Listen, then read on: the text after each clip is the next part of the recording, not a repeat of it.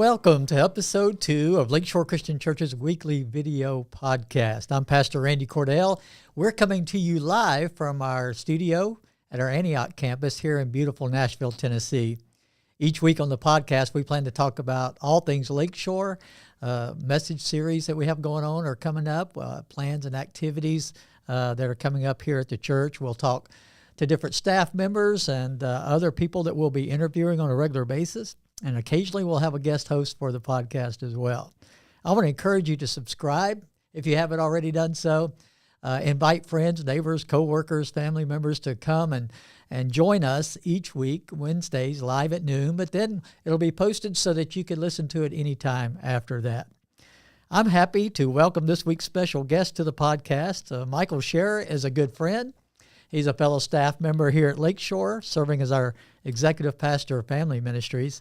He also leads the praise team for our Antioch campus. Welcome, Mike. Glad to have you here today. It's good to be here. I want, in this podcast series, to give people an opportunity to get to know some of our staff members better and volunteers, people that work with us, that we work together with in ministries in the community. And today we're going to spend a little time getting to know more of Mike's story, how he got connected to Lakeshore, all of those things.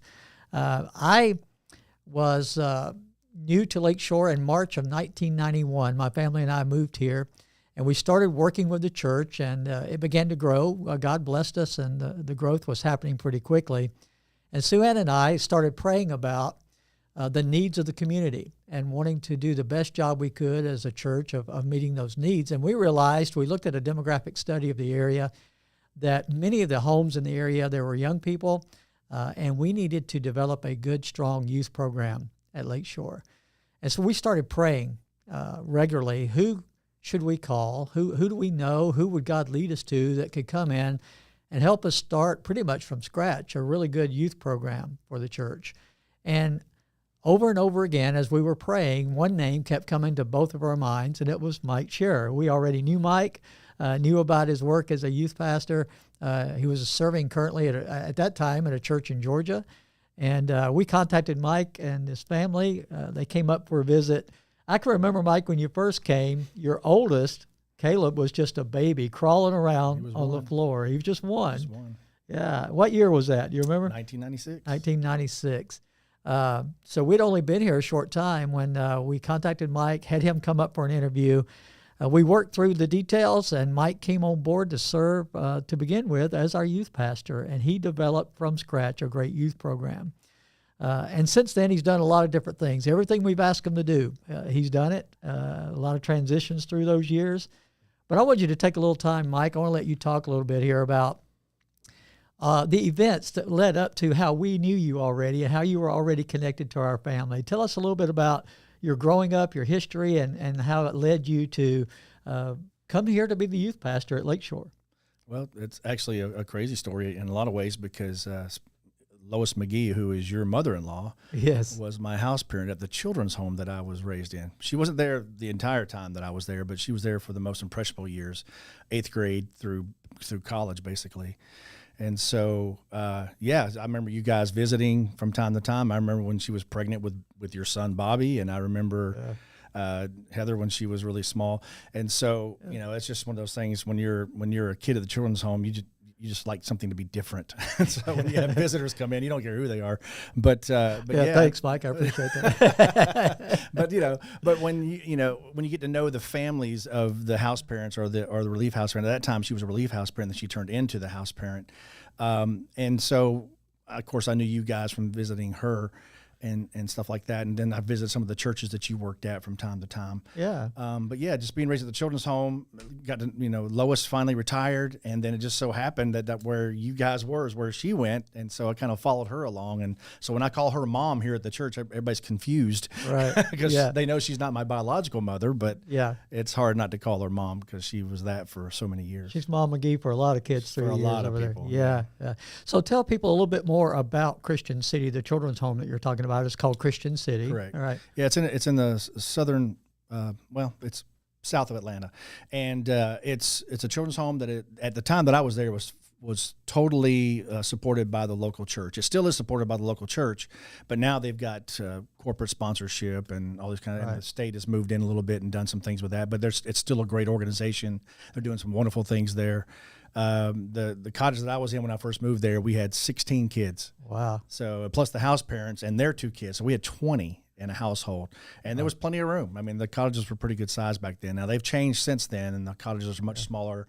I think they have 8 total that's in there now, but in each of their cottages. These kids today got it easy, right? I'm telling you, man, you should see those homes, man. I want to move in with them right now, but they're pretty nice. But yeah, and so just being raised there is great. We all were connected to a local church. Each cottage was connected to a different local church, and so.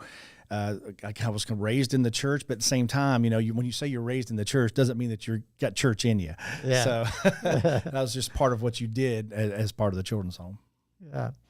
I know that we've heard from Lois a lot about her work there at Christian City and the challenges there, and she really feels like having the opportunity to have you in her cottage during the time that she had you there, she was able to see. Sometimes you just wonder, are we making an impact? Are we, is it really making a difference, the work of the children's home? But in you and a few others, she said, I really saw how God used that time and worked in the lives of the young people and in your life that led you into youth ministry yourself. And tell everybody where you went to school, how you ended up in youth ministry there. Well, it's funny. I actually had a scholarship to Clemson University on a graphic arts scholarship for 2 years and chickened out. And so when I say chickened out, I meant I wasn't really sure I wanted to do that. And so I'd always loved going to church camp and I saw the need around where I lived and experiences in my own life. And I thought, if I could get into ministry, which I actually didn't know what that really meant as far as getting into ministry. I'd seen what other people had done and I'd seen my past youth pastors, but at my church, my home church, we had, it seemed like every 6 months we were changing youth pastors. So that kind of scared me to get into that ministry. But at the same time, the need was greater than my fear. And so I went to Atlanta Christian College, which is now Point University, and got my degree there. And honestly, you get a lot of good training there, but your training really starts when you hit into the church. Yeah. And you know how that is. And so you learn. You use what you learn, but you also have to adapt to the new things that you're going to learn once you're on the job. And so, but the need for me was to meet the need, if you will, of those that I had experienced in my lifetime growing up at the children's home. Yeah, Atlanta Christian College is a great school, and they did do a great job of helping prepare you for ministry, but there's some things you can only learn out there doing it, out there on the field. Sure. And that's what I loved when we started looking for a youth pastor. We knew that in the area here that we were working in at Lakeshore, there was a lot of diversity. There was a lot of starter homes and apartments that had a lot of children there that needed a connection to a church. And we wanted to bring in a youth pastor that had not only the Bible college education, but some life experience, had gone through some of life that they could really relate to the kids that we were trying to reach. And we just felt like God had uniquely prepared you for that role here at Lakeshore. And it turns out that that's exactly right. It was really the right fit. It was a perfect fit. Yeah, and you did a good job with all of that. We recently celebrated, not too long ago here, 25 years of service here at Lakeshore. 26 in July. 26 in July, so that's great. Second longest running staff member to me only. So he was the first one we brought on after we got here. And he's been so steady. And Mike, I want to thank you in front of everybody listening here for your commitment and loyalty to Lakeshore. We see your love for the church and for the people, for the family here. And you and your family have stuck it out. You've been through a lot of changes and transitions, a lot of different things we've done here at Lakeshore. And you've just been steady and consistent. And that is valuable to a church family. So we just want to thank you. And I think part of that is because, like I told you a minute ago, seeing how many pastors come and go through the churches that you're in, I didn't want that to be me. Right. Because you don't develop anything when you do that. Right. There's no continuity, and relationships don't get developed over the years like they need to. One of the cool things I love, I know you have experienced this, and I've been able to experience being here this long, is you've seen a lot of the kids that you had through your youth program who've gone on, and have families of their own now. Some of them involved in ministry themselves, and they age you. Yeah, but you had a big influence on so many of them using their gifts and abilities in ministry years later too. Yeah, I'm just blown away by some of those kids because honestly, some of them I didn't give a chance. I was thinking, man, I'm doing my best, but they ain't listening. And they're not getting it. It's just up to you now, God. and it always was anyway. But he definitely took control of some of those kids' lives and have done some spectacular things. Yeah, I know. Well, we can name them, but if we start naming them, I hate to forget anybody. But there's been a lot of them that have gone on to serve in churches all around the country, and they're making the impact, and they take some of Lakeshore with them. They take a lot of you with them because they grew up in your ministry, and it helped prepare them well for what God's using them to do now. So that's been a powerful impact. Well, I know you started out doing that, and for a number of years you were working as the youth pastor. And as the church grew, we had to divide it up a little bit because we had a larger number of youth. We ended up dividing it into high school and middle school, separated those two out. And I believe to start with, you went with the high school, right? Yeah, I stayed with the high school. You stayed with the high school. And then we had someone else come in to work with middle school. And as the church got larger, it just became more needed to do that. And, of course, for that age span, you could do more in depth with just a high school, and they could do more specifically for middle school, having that as a separate ministry. So I had to do that because after a while, you start to think, okay, are you making an impact? And you got to find where your strengths are. And so I felt that my strengths were more leaning towards the older ones because I could say things to them where they didn't get their feelings hurt as easily. Right. Yeah, I got to tell you, being raised with Lois McGee as a house parent, I know Lois really well as my mother-in-law. I hear a lot of Lois coming out in you from time to time. It's just those years of influence she had. And Lois could be really direct and really, she's a powerful little lady. Now, she's gotten smaller over the years, literally, physically, she's gotten smaller. But she's a strong woman, and she put a lot of that in you, I think, of being strong and direct and forceful when you need to be. Yeah. And we needed that with our youth program. I think all kids need some of that in their lives, and I could see a lot of that coming out in how you did youth ministry too. Yeah, we had an intern a while back, and we were at the other campus, and he would always say, "How are you talking to them like that?" But when you have a relationship with students, though, it's different the way you talk to them. You just can't go up to a student and talk to them the way you want to. It's that relationship part.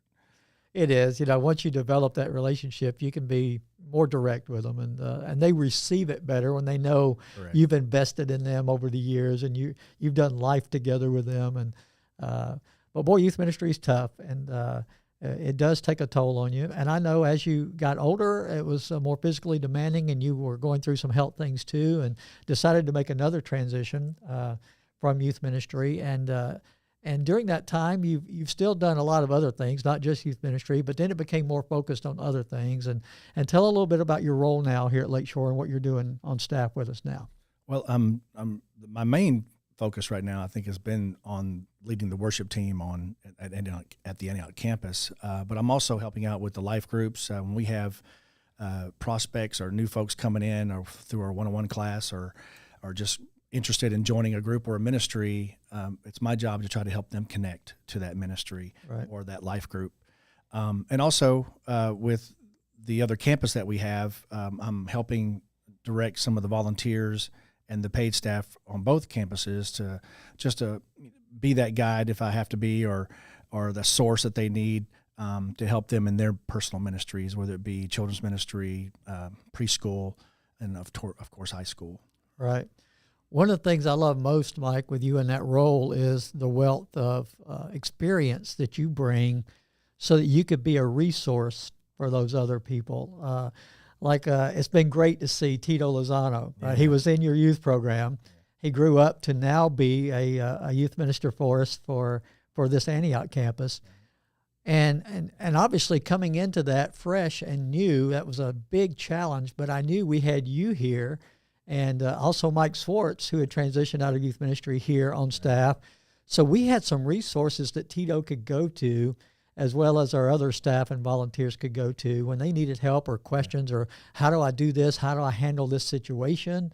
You could give them some real life experience and insight, not just from a book that they read, but from somebody that actually dealt with it hands-on. And that goes back to the longevity thing too, man. Having some consistency being here, it's hard to do that if you got somebody that's coming and going, you don't know who to go to. Yeah. I know it feels good for you to see Tito in that role after, working with Tito through those transitions in his life as a teenager and the challenges you faced there with him and that he faced as a teenager. And now to see him doing what he's doing, I know that's rewarding for you. It is. Yeah. He's doing a great job too. And I know that part of what here at Lakeshore, we're really focusing on connecting, growing, and serving. And we're trying to do a lot of that through life groups and continuing to develop new life groups. So part of what you do is as new people come in is we see what gifts and abilities they have, and you try to get them plugged in. And sometimes that means they may be interested not only in being part of a life group, but leading a life group. Right. And so you, along with other team members, help provide the training and equipping to help get them started to lead a life group as well. Yeah, and we actually try to meet that need if it's sometimes not there. Like, for instance, we had a single moms group.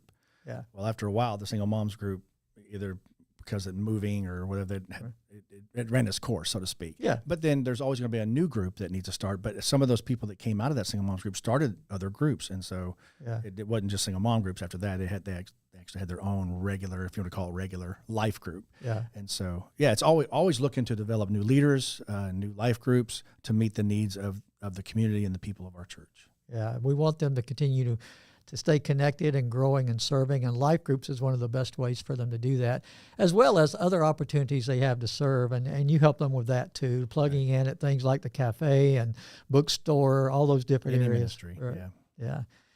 Because we want people to use their gifts and service. That's part of what it means to be a disciple of Jesus, because he was a servant, and he wants us to follow that example.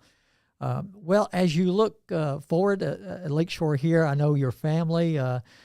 Tell everybody a little bit about your family and kind of where you're at with that, with your kids and all right now, their ages and where they're at now. Well, we just celebrated, my wife and I, our 30th anniversary, which is, she's a saint. I'll say amen to that. Yes, obviously. Absolutely. Yeah. We got 3 wonderful kids. My oldest is 27. He is engaged to be married. We say finally when we talk about it now. And then I have a 22-year-old that today actually is doing his commercial test flight with the FAA. So wow, that'll go great. Yeah, we're praying things go well with that. And he's got a couple more classes left at MTSU. And then my daughter, my youngest, will be a senior at Nolensville High School, and she's just got her wisdom teeth taken out today, so I want to hurry up and get back and talk to her before it wears off. But yeah, you want to get some video before it all wears off. I'm pretty sure my wife did. Yeah, that's good. Yeah. That's amazing, man, to think about when you first came, and you said Caleb was how old? He was 1 years old, and he's how old now? 27. 27. Man, that's amazing.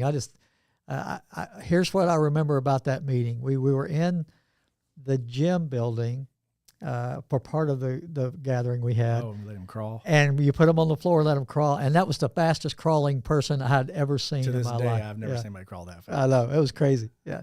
It's like I wind him up. He did look like that as he scooted across that gym floor. But to see all the changes, all the transitions that we've been through, it's a lot. Yeah. And I just appreciate your family and the friendship, and we still do things together because of the family connection too. You usually come over for Mother's Day celebrations with Lois and things like that, and we kid around that you're kind of Sue Ann's brother too.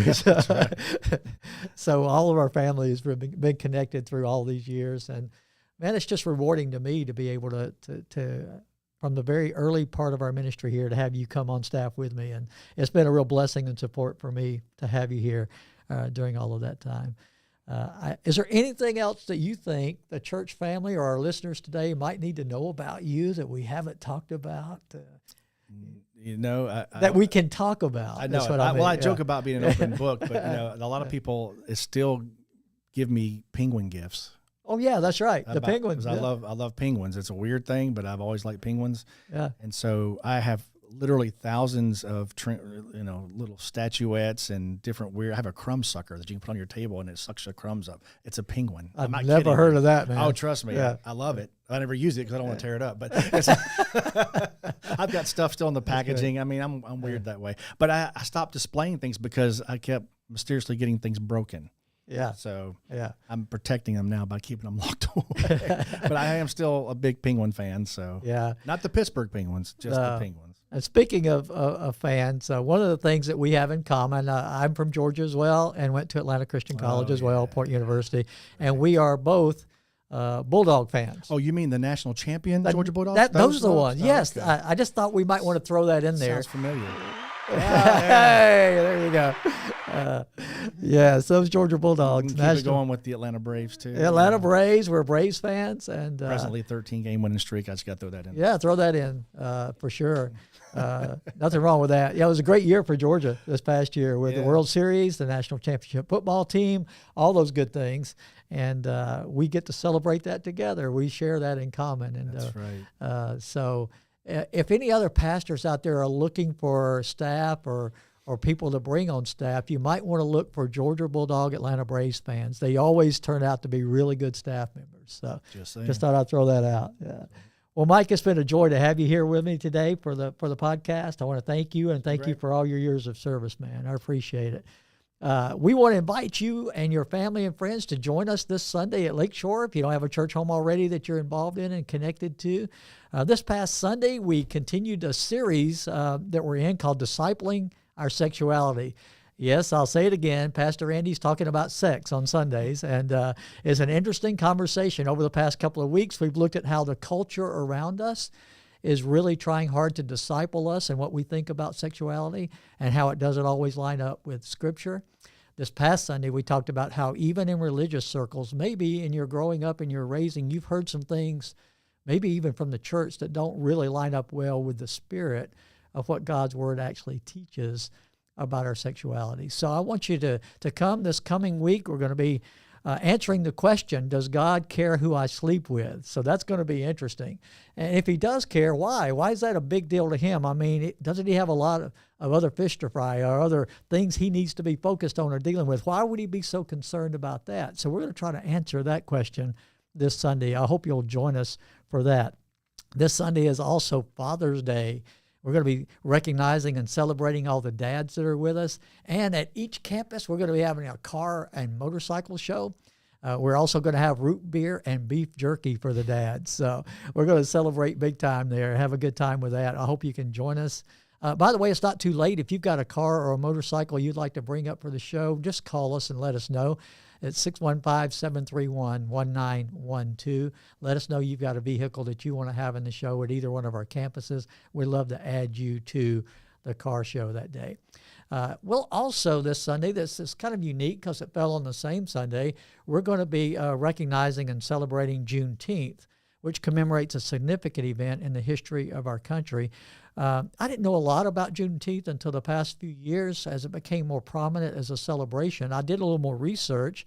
It's also June 19th is known as Juneteenth. It's a date that hundreds of thousands of slaves were freed in Texas on that date. Now, that came about as a result of something that happened a few years before. You've heard, of course, of the Emancipation Proclamation. President Abraham Lincoln issued that proclamation on January the 1st, 1863. The nation was embroiled in the Civil War. They were in the third year of a bloody war in our nation. And he issued that proclamation. And part of what it said was this, that all persons held as slaves within the rebellious states are and henceforth shall be free. So this proclaimed freedom to an entire race of people in our country that had been enslaved. But here's the problem.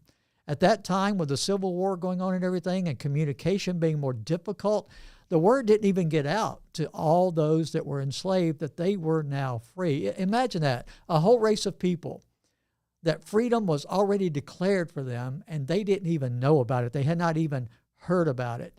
So it took years for the word to get out and for officials from the government to get to all of those places so that they could initiate and implement that declaration that had been made. And so people were being proclaimed to be free who didn't even know they were free. And it reminded me so much that that's really the heart of the gospel, that the gospel is about setting people free, and the freedom is there for anyone and everyone who would come and hear and know and accept God's offer of freedom. But so many people haven't heard. And I love thinking of that. And in Luke's gospel, we have a record of Jesus going to Nazareth and speaking in the synagogue there. And he took the scroll from Isaiah and he said this, "The Spirit of the Lord is on me because he's anointed me to proclaim good news to the poor. He sent me to proclaim freedom for the prisoners, recovery of sight for the blind, and to set the oppressed free, to proclaim the year of the Lord's favor." That's the heart of the gospel of Jesus Christ. And that's what we want to continue to do as a church. So invite family, friends, co-workers, and join us as we continue to connect, grow, and serve here at Lakeshore Christian Church. I'd love to see you here this Sunday. Thank you for joining us today.